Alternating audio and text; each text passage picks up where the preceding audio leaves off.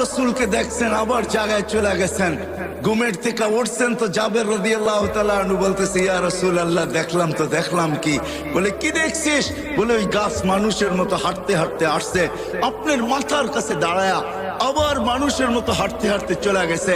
তো আল্লাহ রসুল বলছে ও দূরের থেকে দেখতে ছিল, মন ভরতে ছিল না, তো হাত উঠায় দিছে, মালিক এত কাছে বন্ধু আসলো, আপনার বন্ধু আসলো, আমি দূরের থেকে দেখা মন ভরে না, একটু কি অনুমতি আমাকে দেওয়া যায় না যে আমি একটু মাথার কাছে দাঁড়ায় দেখবো, নিজের মনটাকে ভরবো? হায় হায় হায়, যাকে দেখা উঠ সেজদা করে উঠ। আল্লাহ রসুলের সামনে উঠ সেজদা করতেছিলেন, উঠ। সাহাবা বলছে, ইয়া রাসূলুল্লাহ নাহনু আহাক্কু বিহা, উঠ যদি আপনাকে সেজদা করতে পারে তাহলে তো আমরা বড় অধিকার রাখি। তো আল্লাহ রসুল বলছে, লাউ আমারতু আহাদান আন ইয়াসজুদা লি আহাদিন লা আমারতু নিসা আন ইয়াসজুদনা লি আজওয়াজিহিন্না, কোন মানুষকে যদি আল্লাহ ব্যতীত কারো সেজদার বৈধতা থাকতো তাইলে আমি স্ত্রীকে বলতাম সে যেন স্বামীর পায়ে ডেলি সেজদা করে। না না, উঠ করছে বিদায় তোমরা করতে পারবে তা হবে না, তোমাদের সেজদা একমাত্র আল্লাহর জন্য হবে। হায় আমি কতটুকু বুঝাবো আর।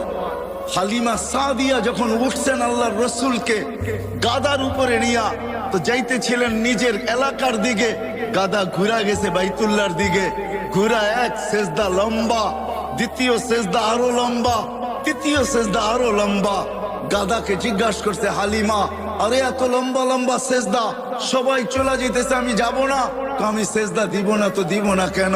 আমি সেজদা ওই আল্লাহকে দিব না তো দিব না কেন যে আল্লাহ দুজাহানের বাদশার জন্য আমার পিঠকে নির্বাচিত করছে। আমি সেজদা দিব না তো দিব কে?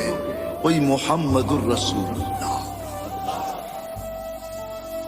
ও যুবক, তোমার পায়ে হাত রেখা বুঝাইতেছে, আসো, জীবনটাও ছোট, অস্তিত্বটাও ছোট।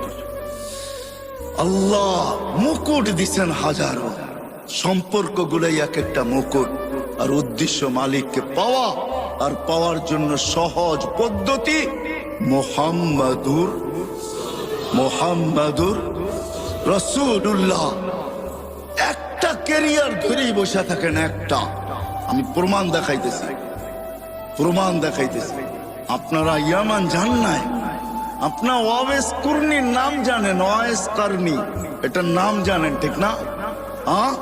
কিন্তু আপনারা করণ চিনেন না। আমি চিনি করণ, আমি 4 বার গেছি, 4 বার ইয়ামান। কয়বার?